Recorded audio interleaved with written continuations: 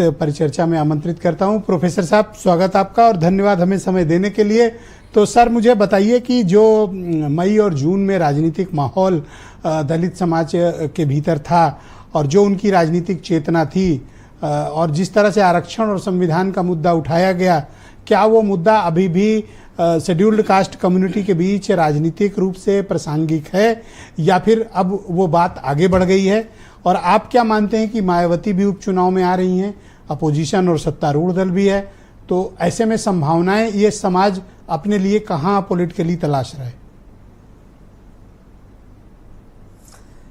देखिए ब्रजेश जी, पहली बात तो ये कि संविधान जो लोकसभा में चुनावी मुद्दा था वो अब मुद्दा नहीं होगा, इसमें कोई दो राय नहीं है। वो हरियाणा में आपने देखा नतीजा, और वही मुझे लगता है कि महाराष्ट्र में भी होगा। इसमें कोई दो राय नहीं है कि राहुल गांधी को लेकर के दलितों में एक संवेदनशीलता है, लेकिन अगर आप केवल संविधान के जरिए वोट हासिल करना चाहते हैं तो मुझे लगता है कि वो अब नहीं होगा।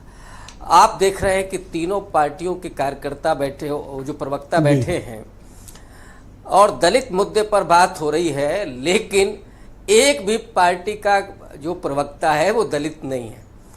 जो असली समस्या है दलितों की वो सिर्फ इसकी नहीं है कि साहब संविधान खतरे में है, आरक्षण खतरे में है, केवल आप इसके जरिए ही नहीं वोट हासिल कर सकते या उसको आउटरीच नहीं कर सकते। वो लोकसभा का मुद्दा था, मैं ये मानता हूँ, और लोकसभा में भारतीय जनता पार्टी को दलितों ने सबक सिखाया भी, इसमें भी कोई दो राय नहीं है।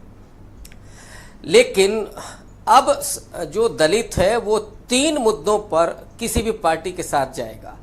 पहला मुद्दा है दलितों के एजेंडे का, और जिस पर मुझे लगता है कि अखिलेश यादव भी बात कर रहे हैं, राहुल गांधी भी बात कर रहे हैं। दूसरा मुद्दा है दलितों के सम्मान का, उनके स्वाभिमान का। इस पर राहुल गांधी खुल करके बात कर रहे हैं। मायावती की अपनी राजनीति हमेशा से बीएसपी की पॉलिटिक्स सम्मान और स्वाभिमान की होती रही है। तीसरा जो सबसे जरूरी है और जिस बात को मुझे लगता है कि विपक्ष नहीं समझ पा रहा है, वो है दलितों के प्रतिनिधित्व का सवाल। अब समस्या ये है कि आप दलितों का वोट तो हासिल करना चाहते हैं, लेकिन दलितों को नेता नहीं बनाना चाहते। कांग्रेस पार्टी में कितने नेता दलित थे, जरा देख लीजिए आप। समाजवादी पार्टी में कौन दलित नेता है? आप ठीक है, वो अयोध्या से जीत करके जो आए हैं अवधेश प्रसाद जी, केवल उन्हीं को लेकर के अखिलेश यादव बात करते रहते हैं, और उनमें भी आप देखिएगा कि वो दलित जो स्वाभिमान और सम्मान की भावना है वो उनमें नहीं दिखाई पड़ती है। जो दलितों के भीतर अम्बेडकराइट जो सोच समझ है वो उनके भीतर नहीं है। तो वो जाति से जरूर दलित है, लेकिन उनके भीतर दलित जैसी कोई उस तरह की चेतना नहीं दिखाई पड़ती। बीजेपी के साथ क्या है कि बीजेपी में आपको दलित दिखाई पड़ेंगे, नेता हैं, लेकिन दरअसल वो मुखौटे हैं। उनके जरिए दलितों की ही अधिकारों की हत्या होती है। संविधान को खत्म करने की बात कौन कर रहा था? भारतीय जनता पार्टी डंके की चोट पर कर रही थी। वो तो दलितों ने उनको सबक सिखाया और आदिवासियों ने। भारतीय जनता पार्टी ने एक काम जरूर किया है कि वो दलित मुखौटे लेकर के आते हैं और उसके जरिए लोगों को भ्रमित करते हैं। ऐसा 5 किलो राशन के लिए इस देश में क्या 90 साल स्वाधीनता आंदोलन लड़ा गया था? डॉक्टर अंबेडकर उस समय मधुमेह से पीड़ित थे, उस समय वो हाई ब्लड प्रेशर के शिकार थे, जिस समय संविधान सभा में बतौर प्रारूप समिति अध्यक्ष वो काम कर रहे हैं। तो इसके लिए उन्होंने इतनी मेहनत की थी कि नहीं साहब, दलितों को कल को आप 5 किलो राशन देंगे, और उसको आपने एजुकेशन उनकी पूरी छीन ली, आपने उनके लिए नौकरियां, आरक्षण पूरा छीन लिया, और गटर में वो आज भी मरने के लिए अभिशप्त है। प्रधानमंत्री नरेंद्र मोदी के बनारस में भी वो दलित गटर में मरता है, और इधर भारतीय जनता पार्टी किस मुंह से बात करेगी? अभी कल वाल्मीकि जयंती मनाई गई, बड़ा महिमा मंडन किया गया, लेकिन भाजपा के प्रवक्ता क्या ये बताएंगे कि जिस वाल्मीकि बहन का बलात्कार हुआ था हाथरस में, जिसके बाद में मौत हुई, उसके परिवार के लोगों को आज भी न्याय नहीं मिला। खुद मुख्यमंत्री योगी आदित्यनाथ ने विधानसभा में यह वादा किया था कि हम उस परिवार को एक नौकरी देंगे, उसको आर्थिक सुरक्षा देंगे, और बाद में विधानसभा तो फिर आप प्रोफेसर साहब क्या भूमिका मायावती की पाते हैं? और क्या आपको लगता है कि दलित समाज देखिए, मायावती की तरफ थोड़ा पॉलिटिकली रुख कर रहा है या उनसे छिटक रहा है? देखिए, दलित के साथ इस समय समस्या क्या है कि एक तो वो विभाजित हो रहा है और नेतृत्वहीन है।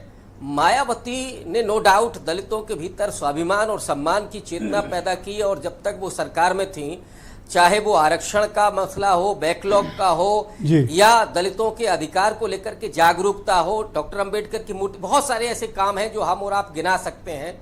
जिस तरह का लैंड ऑर्डर था उनके समय पर, वो सारी चीजें हैं। लेकिन समस्या ये, डॉक्टर अंबेडकर ने एक बहुत महत्वपूर्ण बात कही थी कि किसी नेता का इतना सम्मान नहीं होना चाहिए कि जो लोग हैं उनका आत्मसम्मान टूट जाए। और ऐसे में जब वो समाज नेतृत्वहीन होता है, जब जैसे ही वो नेता कमजोर होता है, वैसे ही वो समाज फिर बुरी तरीके से भटक जाता है। आज की स्थिति यही है। मायावती ने अपने आप को जिस तरह से पेश किया, उन्होंने दलितों को अपना बनाया जरूर, लेकिन आगे चल करके जो लीडरशिप पैदा हुई थी मान्यवर कांशीराम के द्वारा, वो लीडरशिप आपके कहने का ओवरऑल मैं जो तात्पर्य निकाल पाया, आपके कहने के मुताबिक दलित समाज फिलहाल नेतृत्वविहीन है, विभाजित है और दिशाविहीन है। बिल्कुल बिल्कुल एकदम से। और 21 अगस्त का जो आंदोलन हुआ उसमें भी विभाजन हुआ, क्योंकि अब मायावती केवल जाटव पॉलिटिक्स कर रही हैं। अब वो दलित पॉलिटिक्स नहीं बची उनके पास, वही चंद्रशेखर कर रहे हैं, वो जाटव पॉलिटिक्स पे आ गए हैं। भारतीय जनता पार्टी इसका फायदा उठा रही है।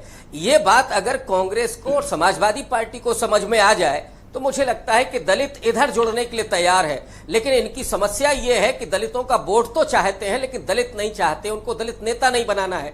मैं दोनों ही लोगों से ये सवाल पूछता हूं कि उत्तर प्रदेश में कोई दलित ऐसा चेहरा जो वास्तव में दलितों के लिए खड़ा होता हो उत्तर प्रदेश में? आपने वैलिड क्वेश्चन उठाए हैं और मैं डिबेट के दूसरे चरण में इन लोगों से आपके विषय पर इन मुद्दों का जवाब भी लूंगा। मेरे साथ राजेंद्र गौतम जी बहुत ही जाने माने पत्रकार हैं, मेरे साथ इस कार्यक्रम में मौजूद हैं।